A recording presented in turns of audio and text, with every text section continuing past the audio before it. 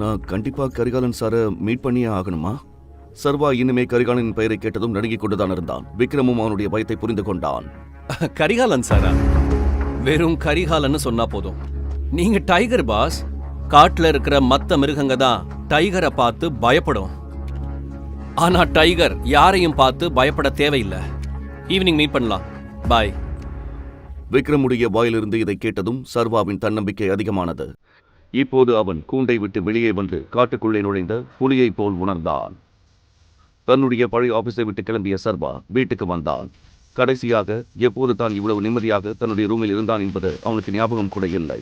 அவன் மிகுந்த எதிர்பார்ப்புடன் கதவையே பார்த்து கொண்டிருந்தான்.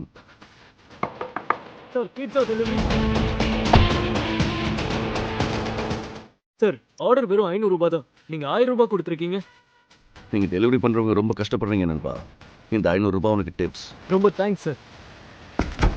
பிறகு சர்வா பீட்சா பாக்ஸையை வெறித்து பார்த்து கொண்டிருந்தான். கடைசியாக எப்போது பீட்சா சாப்பிட்டோம் என்பது அவனுக்கு நினைவில் இல்லை. தன் காதலி வைஷ்ணவியுடன் வாழ ஒரு நல்ல வீடு வேண்டும் என்பதற்காக அவன் எத்தனை தியாகங்களை செய்திருக்கிறான் என்பது அவனுக்கு இப்போதுதான் புரிந்தது. ஆனால் இப்போது அவன் எதற்காகவும் பின்வாங்க போவதில்லை. மாலையில் அபினவ் ஹோட்டல் விஸ்தாராவுக்கு கிளம்ப ரெடியாகி கொண்டிருந்தான். அவன் ஒரு கிரே கலர் சட்டையில் பிளாக் கலர் பேண்ட்டும் அணிந்திருந்தான். அவனிடம் இருப்பதிலேயே நல்ல உடை இது மட்டும்தான். வெளியிலிருந்து ஹோட்டலை பார்த்ததும் அவன் அப்படியே ஆச்சரியத்தில் உறைந்து போனான். இவ்வளவு பெரிய ஹோட்டலை இவ்வளவு அருகில் நின்று அவன் பார்த்ததே இல்லை. கவனமா பாத்துக்க. ஏய் நில்லு. எங்க போற? நான் உள்ள போறேன். என்ன பிரச்சனை? நீ உள்ள போகணுமா? உன்னை நான் உள்ள விட்டுருவேன்னு நினைச்சிட்டியா என்ன? நான் ஏன் உள்ள போகக்கூடாது? தன்னுடைய ஆடையை வைத்துதான் செக்யூரிட்டி ஹெட் அவனை இடைப்படுகிறான் என்பதை சர்வா புரிந்து கொண்டான். இங்க பாரு, உன்ன மாதிரி ஆளுங்களே எனக்கு நல்லாவே தெரியும். தேவையில்லாம சீன் போடாம இங்கிருந்து கிளம்பு. உனக்கு என்ன எப்படி தெரியும்? நீ என் சொந்தக்காரனா? நான் உள்ள போறதுக்காக வந்திருக்கேன். அப்புறம் ஏன் நான் திரும்பி போகணும்? இது என்ன உன் அப்பா வீட்டு ஹோட்டல் நினைச்சியா? சொல்லு. இதை கேட்டதும் சர்வாவின் கோபம் உச்சத்தை அடைந்தது. ஆனால் அவன் கோபத்தில் எதையும் செய்து அங்கு இருப்பவர்களின் கவனத்தை ஈர்க்க விரும்பவில்லை. சர்வா சற்று பின்னால் நகர்ந்து விக்ரமுக்கு கால் செய்தான். டைகர் எங்க இருக்க? நான் ஹோட்டல் என்ட்ரன்ஸ்ல இருக்கேன் விக்ரம். நம்ம டேபிள் நம்பர் என்ன? டேபிள் நம்பரா? ஏய், நான் தான் அந்த ஹோட்டலோட ஓனர். நான் ஏன் டேபிள புக் பண்ணணும்?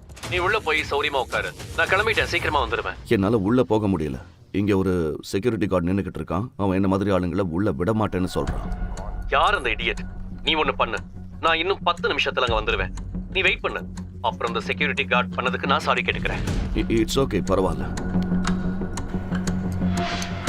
என்ன எல்லாரும் முன்னாடி சீன் போட்டு ஹீரோவாக ட்ரை பண்றியா? இங்க பாரு, நான் உன்னை உள்ள விட மாட்டேன்னு சொன்னா அந்த பிரைம் மினிஸ்டர் சொன்னாலும் உள்ள விட மாட்டேன். என்ன புரிஞ்சுதா?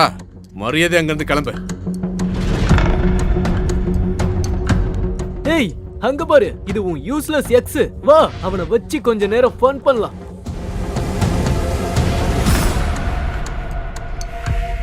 நான் இவனை என் லவராவே கன்சிடர் பண்ணதில்ல. அப்புறம் நான் லோ கிளாஸ்ங்க கிட்ட எல்லாம் பேச கூட மாட்டேன். இவனை போய் என்னோட பாய் ஃப்ரெண்டா எப்படி ஏத்துப்பேன்? இந்த லோ கிளாஸ் ஆல உனக்கு பிடிக்காதுன்னு தெரியும். ஆனா உனக்கு இந்த லோ கிளாஸ் ஆல ஒரு அட்வைஸ் சொல்றேன், கேட்டுக்கோ. ஒரு மனுஷனா அவனோட நாக்கை வச்சு தான் எடப்படுவாங்க. நீ என்ன பேசுறன்னு பார்த்து பேசு. இல்லனா ஒரு நாள் இந்த நாக்கே உன்னை கொன்னுடும். வாவ், என்ன ஒரு ஸ்டேட்மெண்ட். கை தட்டணுமா? Very nice. அப்புறம் ஏன் உன் காலை உன்னால கண்ட்ரோல் பண்ண முடியல? எங்க எதுக்கு வந்த? குடிக்கிறதுக்காகவா? விக்ரம் சார் என்னை கூப்பிட்டாரு. ஓ எஸ், எனக்கு ஞாபகம் இருக்கு. விக்ரம் சார், அன்னைக்கு நீ அவரோட டிரைவர் பையன்னு சொன்னாரு. அப்போ உன் அப்பா பார்த்த டிரைவர் வேலை உனக்கு வேணும்னு கேட்க வந்தியா? அது சரிதான். ஆனா உன்ன மாதிரி பிச்சைக்காரன டிரைவர் வேலைக்கு கூட எடுக்க மாட்டாங்க. சும்மா பிச்சைக்கார மாதிரி வந்து நிக்கிற.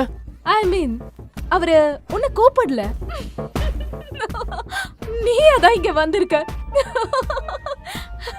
நானா வரல. விக்ரம் என்னை இங்க கூப்பிட்டாரு. எனக்கு தெரியும் நீ ஒரு லூசுன்னு. சரியாக அப்போது பளபளப்பான விலையுயர்ந்த கருப்பு கார் ஒன்று வந்து நின்றது. அனைவரின் பார்வையும் அந்த காரை நோக்கி திரும்பியது. காரிலிருந்து விக்ரமும் மற்றொரு உயரமான பலசாலியான நபரும் இறங்கினர். அவர் வேறு யாரும் அல்ல, கரிகாலன். அவர் பிரபலமான ஒரு டெக்ஸ்டைல் கம்பெனியின் அதிபர். அதோடு மாஃபியா கிங்கின் ஸ்ட்ராங் பில்லர்களில் ஒருவராகவும் திகழ்ந்தார். சர்வா அவரை பார்த்ததும் அவனது கண்கள் ஆச்சரியத்தில் விரிந்தன. அவன் கரிகாலனை பற்றி கேள்விப்பட்டிருந்தான். நான் கண்டிப்பா கரிகாலன் சாரை மீட் பண்ணியே ஆகணுமா? சர்வா அவரை போட்டோக்களில் பார்த்திருக்கிறான். ஆனால் போட்டோவில் பார்த்ததற்கும் நேரில் பார்ப்பதற்கும் நிறைய வித்தியாசங்கள் இருந்தன. கரிகாலன் ஏன் தன்னை சந்திக்க விரும்புகிறார் என்ற கேள்விகள் அவனுக்குள் எழுந்தன. என்ன நடக்குதுங்க? சாரி சார், இவன் எனக்கும் நம்ம கஸ்டமர்ஸ்க்கும் நிறைய தொந்தரவு கொடுத்தான் சார். இந்த திருட்டு பையில உள்ள போக விடாம நான் தடுக்க ட்ரை பண்றேன் சார். ஆனா இவங்க இருந்து போகவே மாட்டேங்கிறான் சார். என்ன உனக்கு எவ்வளவு தைரியம் இருக்கணும் இவரை திருடன் சொல்றதுக்கு? நீ யாரு இவரை உள்ள போக கூடாதுன்னு சொல்ல? உன் அப்ப இந்த ஹோட்டல் ஆரம்பிச்சானா என்ன?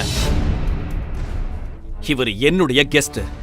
இதுக்கப்புறம் இந்த ஹோட்டலை சுத்தி உன்னை எங்கேயாவது நான் பார்த்தேன், உன் காலை உடைச்சிடுவேன். ஜாக்கிரதை. Get lost. Sorry sir.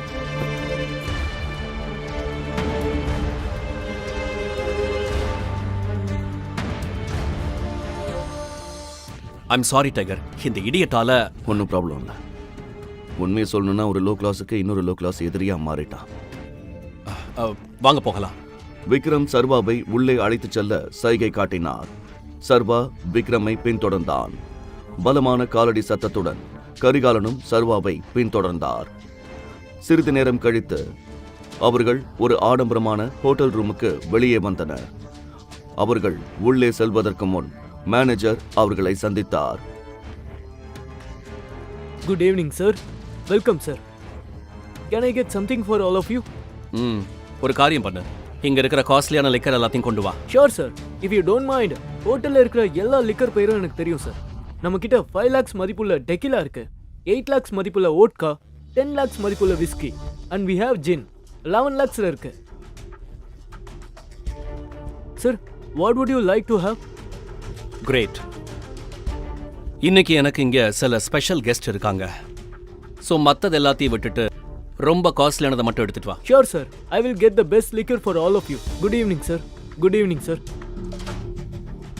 Vikram, இந்த ஹோட்டல் ட்ரிங்க்ஸ்னு எல்லாமே உன்னோடது. ஆனா உன் மேனேஜர் எதுக்கு உங்ககிட்ட விலையெல்லாம் சொல்லிட்டு இருக்காரு? எதை வேணா நீ செலக்ட் பண்ணலாமே. ஏன்னா நண்பா, நான் டெய்லி ஆல்கஹால் ஆர்டர் பண்ணுவேன். ஆனா இன்னைக்கு உண்மையாவே நம்ம எல்லாருக்குமே வாழ்க்கையில ஒரு முக்கியமான நாள். அதனால தான் நம்ம 3 பேருக்குமே காஸ்ட்லியான ட்ரிங்க்ஸ் ஆர்டர் பண்ணியிருக்கேன். Okay okay. So let's enjoy. ஓகேவா? Let's enjoy.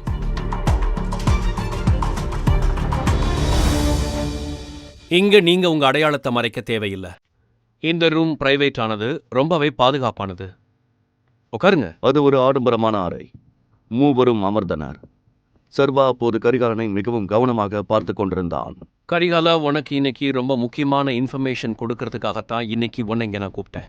ராஜனோட பையன் டைகர் நமக்கு கிடைச்சிட்டான். ஆனா இவன் இப்போ அண்டர் கவர்ல இருக்கான். அதனால அவனை வெளியே உனக்கு அறிமுகப்படுத்த முடியல. Excuse me sir.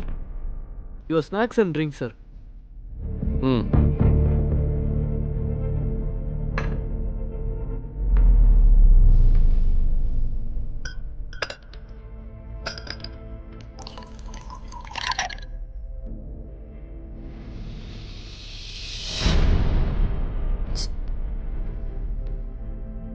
ம் ஷூர். சியர்ஸ். சியர்ஸ்.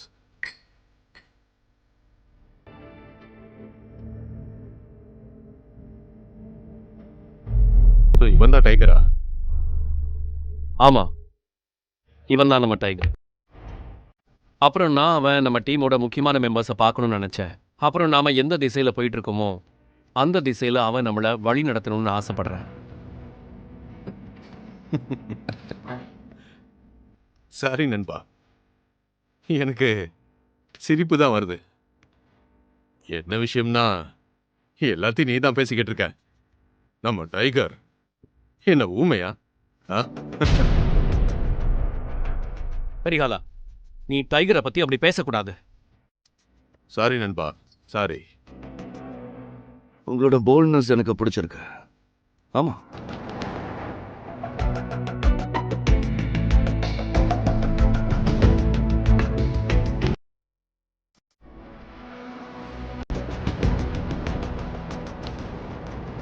நீங்க முதலாளியா இருக்கலாம், ஆனா நீங்க யாரு முன்னாடி உட்கார்ந்துருக்கீங்கன்னு மறந்துடாதீங்க.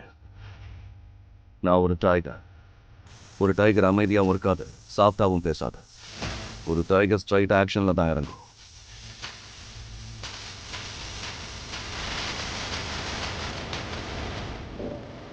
ஸோ நீ தான் டைகர். சரி, அப்போ டைகர் சொல்லு, இத்தனை வருஷமா எங்கே இருந்த? இப்போ இத்தனை வருஷமா நீ எங்கிருந்தோ வந்துட்டு எங்கள் தலையில் உட்கார முடியாது இல்லையா? இது என்ன ஜோக்கா? நீ டைகர்னு சொன்னா நாங்கள் அப்படியே நம்பிடுவோமா? என்ன விக்ரம், நான் சொல்றது சரிதானே? அப்புறம் நீ சொல்ற சிம்மாசனம், அது எடுக்கிறது இல்ல, சம்பாதிக்கிறது. புரிஞ்சிருக்கும்னு நினைக்கிறேன். எனக்கும் நல்லா தெரியும், மற்றவங்க கிட்ட இருந்து பறிக்கிறேன்னு என் ரத்தத்திலே கிடையாது. இத்தனை வருஷம் நான் எங்கே இருந்தேன், என்ன பண்ணேன்னு எக்ஸ்பிளைன் பண்ணுறதுக்கு இப்போ என்கிட்ட டைம் இல்லை. அப்புறம் நான் டைகரா இல்லையான்னு ப்ரூவ் பண்ண ரெடியாக இருக்கேன். சரி, அது எப்படின்னு நீங்கள் சொல்லுங்க, தாராளமாக செஞ்சிருவோம்.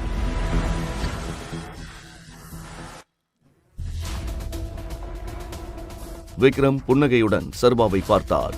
சர்வாவை பற்றி அவர் நினைத்ததை விட அவன் இன்னும் ஆபத்தானவன் என்று அவருக்கு புரிந்தது. ஆனால் கரிகாலனின் நெற்றியில் இருந்த சுருக்கம் மறையவில்லை. சர்வாவை அவ்வளவு சீக்கிரம் டைகராக ஏற்றுக்கொள்ள அவர் தயாராக இல்லை என்பது தெளிவாக தெரிந்தது. குழுவில் கரிகாலன் இத்தனை காலம் இருக்க விரும்பிய ஒரே காரணம் அவருடைய பிடிவாதம்தான். நாளை ஒரு குழந்தை தன் தலையில் உட்கார்ந்து தன்னை ஆளப்போகிறது என்பதை அவரால் ஜீரணிக்க முடியவில்லை.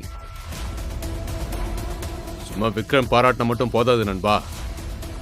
உன்னை டைகர்னு நான் ஏத்துக்கல, நீ நிரூபிக்கணும்.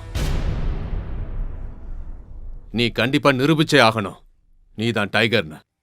அப்புறம் நான் உன் கூட சேலஞ்ச் பண்ணணும்னு நினைக்கிறேன். என்ன சொல்ற? Relax Vikram, relax. Let's fight. பார்க்கலாம், நாம சண்டை போடலாம். நீ ஜெயிச்சுட்டா டைகர்னு நான் ஒத்துக்கிறேன். ஒருவேளை நீ தோத்துட்டா நான் கொடுக்குற பணத்தை வாங்கிக்கிட்டு இந்த இடத்த விட்டு எங்கேயாவது போய் செட்டில் ஆயிக்க. கரிகாலா, என்ன சொல்ற? இது சரியில்லை.